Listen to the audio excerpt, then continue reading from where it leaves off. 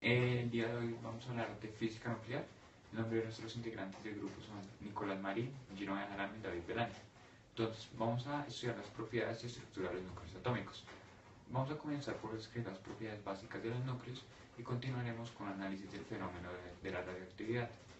Finalmente, exploraremos las reacciones nucleares y los diversos procesos mediante los cuales decaen los núcleos. Bueno, entonces vamos a comenzar con algunas propiedades del núcleo. Todos los núcleos están compuestos por dos tipos de partículas, los protones y los neutrones.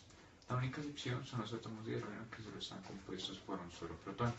Al describir algunas de las propiedades de los núcleos, como su carga, masa y radio, se utilizan las siguientes cantidades: el número atómico Z, que es igual al número de protones en el núcleo; el número de neutrones N, que es igual al número de neutrones en el núcleo.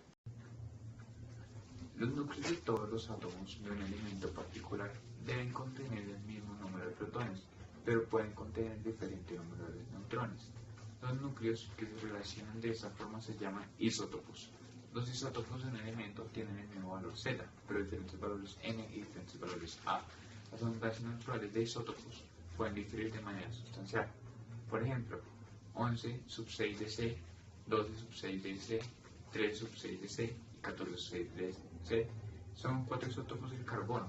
La abundancia natural del isótopo es de aproximadamente 98.9%, mientras que el del isótopo 15 sub 6 de C solo es de más o menos 1.1%.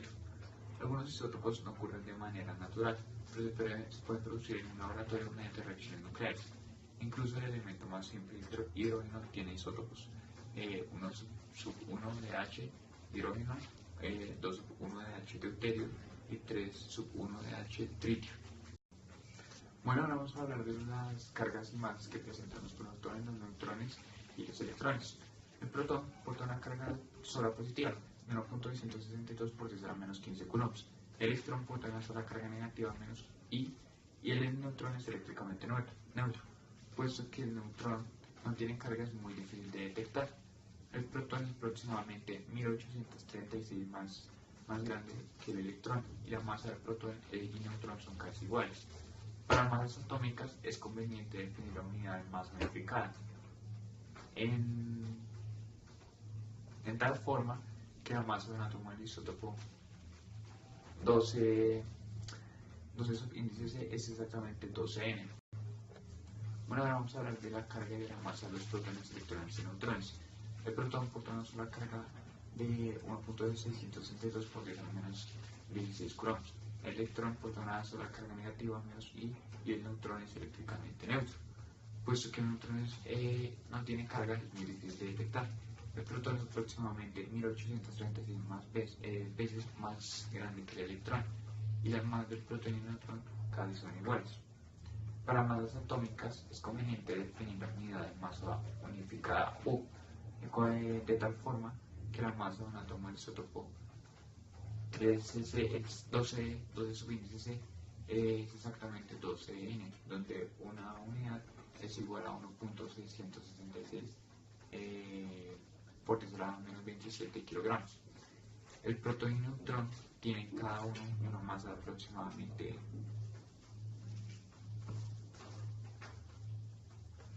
1 U, y el electrón tiene una masa que solo es una pequeña fracción de una unidad de masa atómica, puesto que la energía en reposo de una partícula es igual a m por u al cuadrado. Con frecuencia es conveniente expresar la masa de la partícula en términos de su energía equivalente. Para una unidad de la masa atómica se tiene una energía equivalente de energía es igual a masa por velocidad al cuadrado de 1.492 por 10 a la menos 10 joules. Ahora vamos a hablar del tamaño del núcleo. En tamaño y estructura del núcleo se investigó primero en experimentos de dispersión por parte de Rutherford, que al usar el principio de conservación de la energía, Rutherford encontró una expresión para conocer que la partícula alfa, que se mueve directamente hacia el núcleo, puede llegar a este antes de ser repelido por la repulsión de Coulomb. En tal colisión frontal, la energía cinética de la partícula alfa entrante se debe convertir por completo en energía potencial eléctrica cuando la partícula se detiene en el punto de máximo acercamiento y da la vuelta. Si la energía cinética inicial de la partícula alfa se iguala con la máxima energía potencial eléctrica del sistema, se tiene un medio de masa por velocidad cuadrada es igual a la constante por carga 1 por carga 2 sobre el radio, que es igual a la constante por 2 sobre D por ZE, donde D es la distancia del máximo acercamiento. Al resolver para D tenemos D es igual a 4 constante de sub E por Z sobre subíndice E elevado al cuadrado sobre masa por velocidad cuadrada. A partir de esa expresión, Rutherford descubrió que las partículas alfa se aproximaban hasta 3.2 por 10 a la menos 14 metros dentro de un núcleo cuando la hoja está hecha de oro, lo que implica que el radio del núcleo de oro debe ser menor para este valor. Para átomos de plata, la distancia de máximo acercamiento era 2 por 10 a la menos 14 metros. A partir de esos resultados, Rutherford concluyó que la carga positiva en un átomo está concentrada en una pequeña esfera, a la que llamó núcleo, con radios no mayores que aproximadamente 10 a la menos 14 metros. Puesto que tales longitudes son comunes en física nuclear, una conveniente unidad de longitud es el femtómetro, en ocasiones llamadas Fermi, y que se definen como un Fermi es igual a 10 a la menos 15. Desde la época de los experimentos de dispersión de Rutherford, una multitud de otros experimentos demostraron que la mayoría de los núcleos son aproximadamente esféricos, tienen un radio promedio dado por radio es igual a radio sub 0 por A elevado a un tercio, donde radio sub 0 es una constante igual a 1.2 por 10 a la menos 15 metros y A es el número de nucleones, puesto que el volumen de una esfera es proporcional al cabo de su radio de la ecuación anterior, y se tiene que el volumen de un núcleo es directamente proporcional al número total de nucleones. Entonces, esta relación sugiere que todos los núcleos tienen casi la misma densidad. Los nucleones se combinan para formar un núcleo como U, tienen esferas fuertemente empaquetadas. Vamos a hablar ahora de estabilidad nuclear. Dado que el núcleo consiste en una colección de protones y neutrones fuertemente empaquetados, tal vez les sorprenda que alguna vez puedan existir. Las grandes fuerzas electrostáticas repulsivas entre protones deben hacer que el núcleo se separe. Sin embargo, los núcleos son tan estables que debido a la presencia de otra fuerza de corto alcance, aproximadamente 2 fermis, la fuerza nuclear, una fuerza atractiva que actúa entre todas las partículas nucleares. Los protones se atraen mutuamente vía la fuerza nuclear y al mismo tiempo se repelen mutuamente mediante la fuerza del Coulomb. La fuerza nuclear atractiva también actúa entre pares de neutrones y entre neutrones y protones. La fuerza nuclear atractiva es más fuerte que la fuerza repulsiva del Coulomb dentro del núcleo, a distancias cortas. Si no fuera así, los núcleos estables no existirían. Más aún, la fuerza nuclear fuerte es casi independiente de la carga. En otras palabras, las fuerzas nucleares asociadas con las interacciones protón-protón, protón-neutrón y neutrón-neutrón son aproximadamente iguales, aparte de la adicional fuerza de Coulomb repulsiva para la interacción protón-protón. Hay alrededor de 260 núcleos estables. Otros cientos han sido observados, pero son inestables. Una gráfica de N contra Z para una serie de núcleos estables se da. Bueno, ahora vamos a hablar de energía de enlace. La masa total de un núcleo siempre es menor que la suma de las masas de sus nucleones. Además, dado que la masa es otra manifestación de energía, la energía total del sistema enlazado es menor que la energía combinada de los nucleones separados. Esta diferencia en energía se llama energía de enlace del núcleo y se puede considerar como la energía que se debe agregar a un núcleo para romper los neutrones y protones separados. Bueno, yo voy a hablar sobre la radiactividad. Entonces, en 1896, Becquerel descubrió accidentalmente que los cristales de sal de uranio emiten una radiación invisible que puede oscurecer una placa fotográfica, incluso si la placa se cubre para excluir la luz. Después de muchas de estas observaciones bajo condiciones controladas, concluyó que la radiación emitida por los cristales era de un nuevo tipo, uno que no requería estimulación externa. Esta emisión espontánea de radiación pronto se llamó radiactividad, y los experimentos posteriores de otros científicos demostraron que otras sustancias también eran radiactivas. Las investigaciones más significativas de este tipo las desarrollaron Marie y Pierre Curie, luego de varios años de cuidadosos y laboriosos procesos de separación química, sobre toneladas de un material llamado Beck-Brenda, que pues obviamente es radiactivo. Los Curie reportaron, según esto, el descubrimiento de dos elementos anteriormente desconocidos, ambos radioactivos. Estos elementos recibieron nombres de polonio y radio. Experimentos posteriores, incluido el famoso trabajo de Rutherford sobre dispersión de partículas alfa, sugirió que la radioactividad era el resultado del decaimiento o desintegración de núcleos inestables.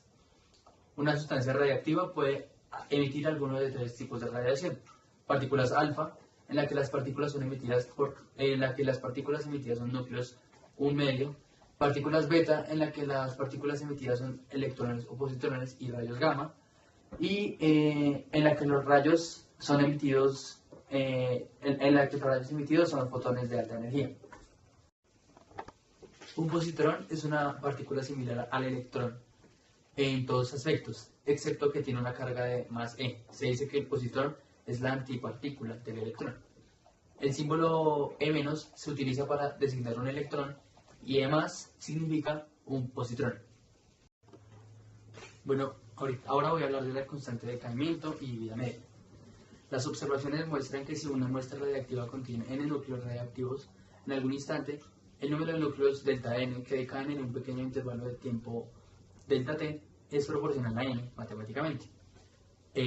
Esto se demuestra sobre la ecuación Δn sobre Δt, alfa Δn, o Δn es igual a menos lambda, n Δt, donde lambda es una constante llamada constante de decaimiento. El signo negativo significa que n disminuye con el tiempo, esto es, Δn es negativo.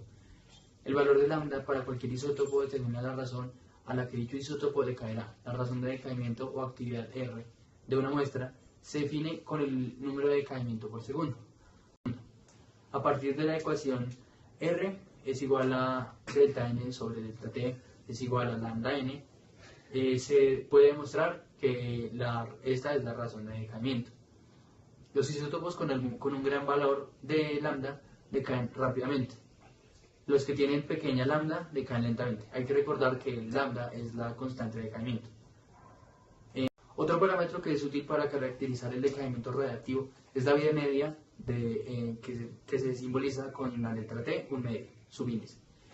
La vida media de una sustancia radiactiva es el tiempo en el que tarda en decaer la mitad de un número dado de núcleos radiactivos. Al usar el concepto de vida media, puede también describir como n es igual a n0 por un medio a lambda, donde n es el número de vidas medias y el número n también puede tomar cualquier valor no negativo y no necesita ser entero tampoco. A partir de esta definición, se sigue que n se relaciona con el tiempo t y la vida media t un medio por la ecuación n es igual a 1 sobre t un medio, haciendo n es igual a n0 sobre 2 y t es igual a t1 sobre 2. En la ecuación siguiente tenemos que n0 sobre 2 es igual a n0 por e elevado a la menos lambda por tiempo. Al escribir esta expresión en la forma e es elevado a la lambda por t un medio es igual a 2 y tomar el logaritmo natural de ambos lados, se tiene que el tiempo de vida media es igual al logaritmo natural de 2 sobre lambda, lo que es lo mismo a 0,693 sobre lambda. Esta ecuación es una expresión conveniente que relaciona la vida media con la constante de decaimiento.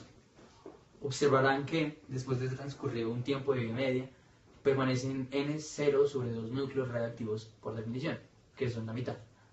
Después de 2 vidas medias, decaerá la mitad de estos y quedarán n0 sobre 4 núcleos radiactivos.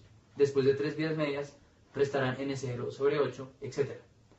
La unidad de actividad R es el Curie, CI, que se define como un Curie es igual a 3,7 por 10 a la 10 decaimientos por segundo. Esta unidad se seleccionó como la unidad de actividad original por lo que es la actividad aproximada de un gramo de radio. La unidad S1 de actividad es el Becquerel, BQ, que se define como un Becquerel es igual a un decaimiento por segundo. Por lo tanto, un Curie es igual a 3,7 por 10 a la 10 becquerels. Las unidades de actividad de uso más común son el milicurie, que son 10 a la 3 10 a la menos 3 curies, y el microcurie, que son 10 a la menos 8 curies. Ahora hablaré de los procesos de decaimiento. Como se afirmó en lo dicho anteriormente, los núcleos radiactivos decaen espontáneamente vía decaimiento alfa, beta y gamma. Como verán en esta parte del video, estos procesos son muy diferentes uno de otro. Empezaré con el decaimiento gamma. Ahora seguiré con el decaimiento gamma. Con mucha frecuencia, un núcleo que experimenta decaimiento radiactivo se deja en un estado de energía excitado. Entonces el núcleo puede experimentar un segundo decaimiento a un estado energético más bajo, acaso incluso al estado base, al emitir uno o más fotones de alta energía. El proceso es similar a la emisión de luz mediante un átomo. Un átomo emite radiación para liberar algo de energía adicional cuando un electrón salta, desde un estado de alta energía hasta un estado de menor energía.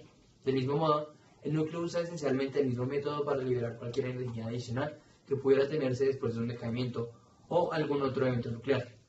En la desexcitación nuclear, los saltos que liberan energía se realizan mediante protones o neutrones en el núcleo conforme se mueven desde un nivel de energía más alto a un nivel de energía más bajo. Los fotones emitidos en el proceso se llaman rayos gamma, que tienen más alta energía en relación con la luz de la energía con la energía de la luz visible. Ahora el decaimiento beta. Cuando un núcleo radiactivo experimenta decaimiento beta, el núcleo hijo tiene el mismo número de nucleones que el núcleo padre, pero el núcleo atómico cambia por 1. De nuevo, se puede observar que el número de nucleones y la carga total se conservan ambos en estos decaimientos. Sin embargo, estos procesos no se describen por completo mediante estas expresiones. La emisión de electrones de un núcleo es sorprendente, porque en todos los análisis anteriores se afirmó que el núcleo está compuesto solamente de protones y neutrones. Esta aparente discrepancia se puede explicar al notar que el electrón emitido se crea en el núcleo mediante un proceso en el cual un neutrón se transforma en un protón.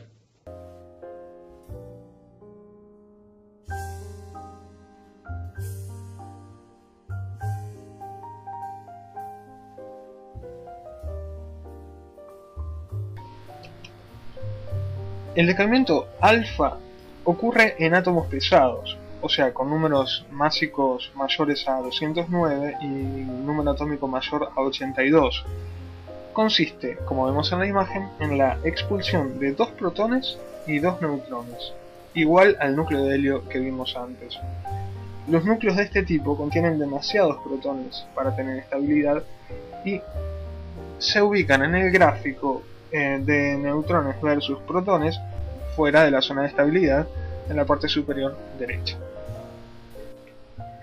Un núcleo que originalmente se ubique en esta zona del gráfico, al emitir una partícula alfa, se estará acercando a la zona de estabilidad. Vamos a ver un ejemplo de cómo se escribe una reacción de decaimiento alfa. Al átomo emisor podemos denominarlo nucleido padre y al átomo producido nucleido hijo. En este caso, el nucleido padre va a ser el polonio 210, que va a emitir una partícula alfa, que podemos representar, como ya vimos, como un núcleo de helio, ¿sí?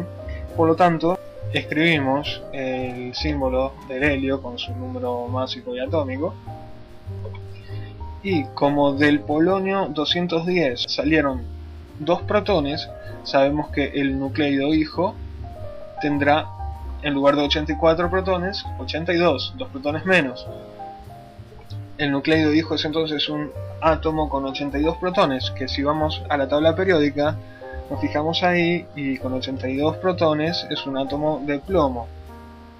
Luego, para completar el número másico, como el polonio perdió 4 nucleones, o sea 2 protones y 2 neutrones, el número másico del nucleido hijo será 206, o sea 4 menos que 210.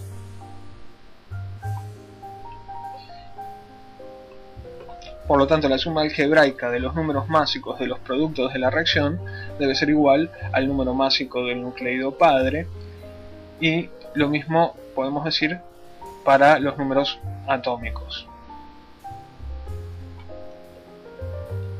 En resumen, siempre que hay un decaimiento alfa, el número másico se reduce en 4 y el número atómico se reduce en 2.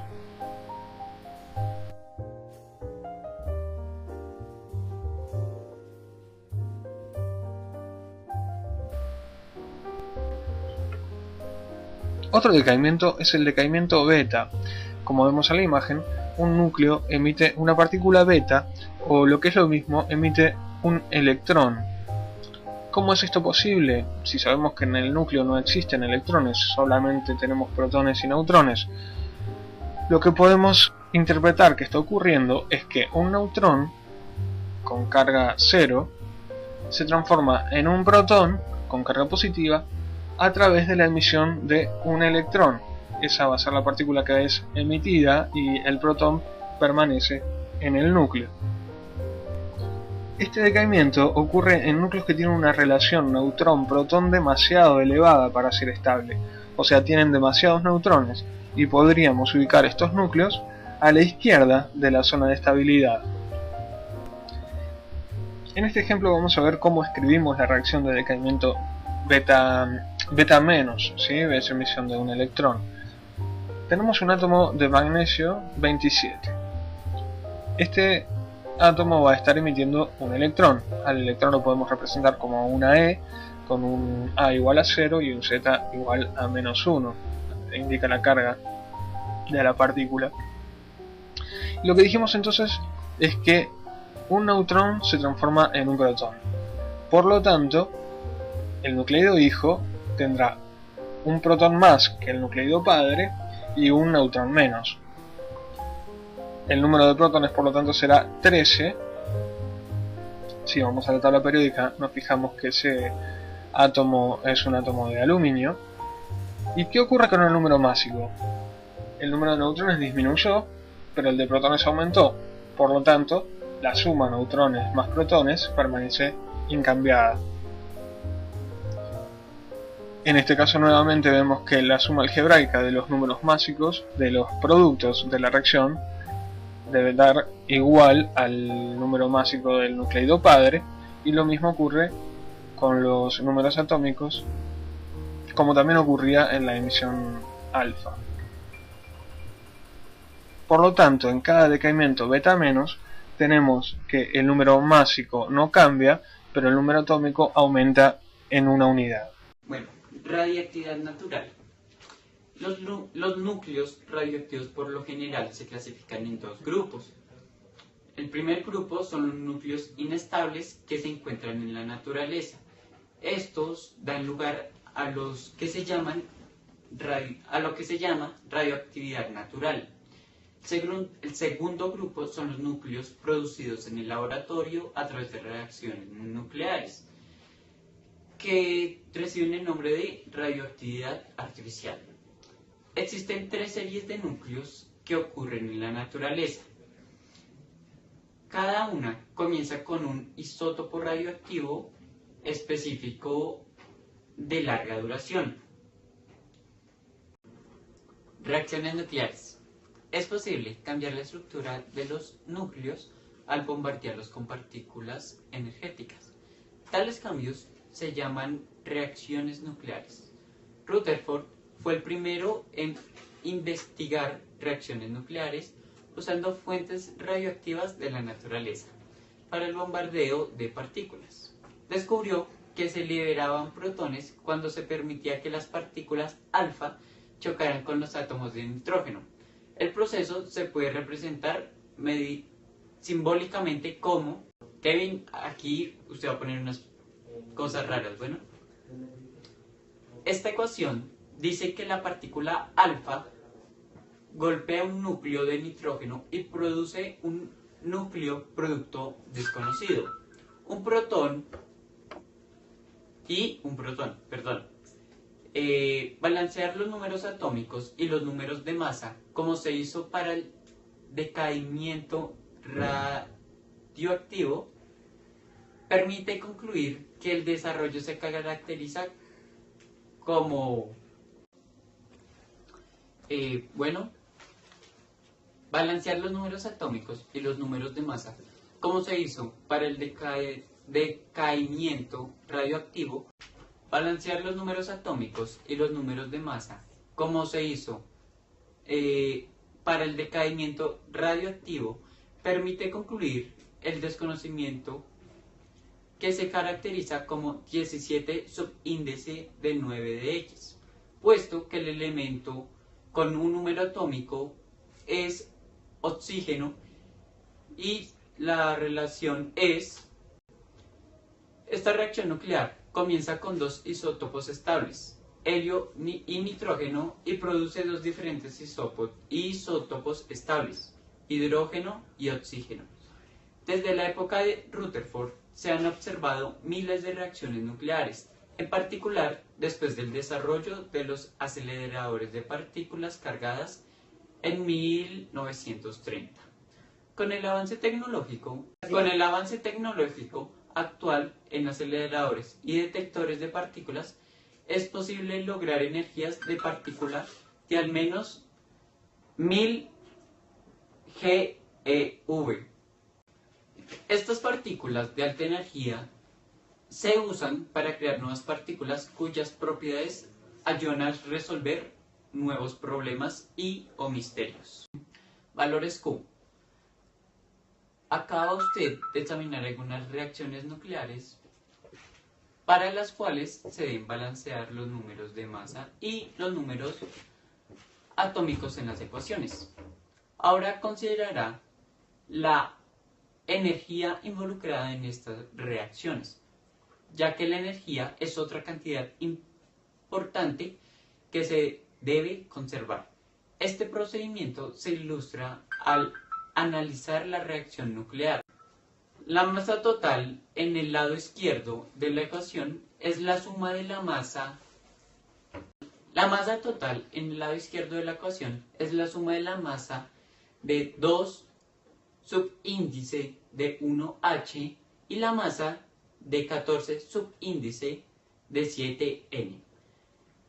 De igual modo, la masa es el lado derecho de la ecuación, es la suma de la parte de 12 subíndice de 9C más la masa. La masa total en el lado izquierdo de la ecuación es la suma de la masa de 2 subíndice de 1H y la masa de 14 subíndice de 7N.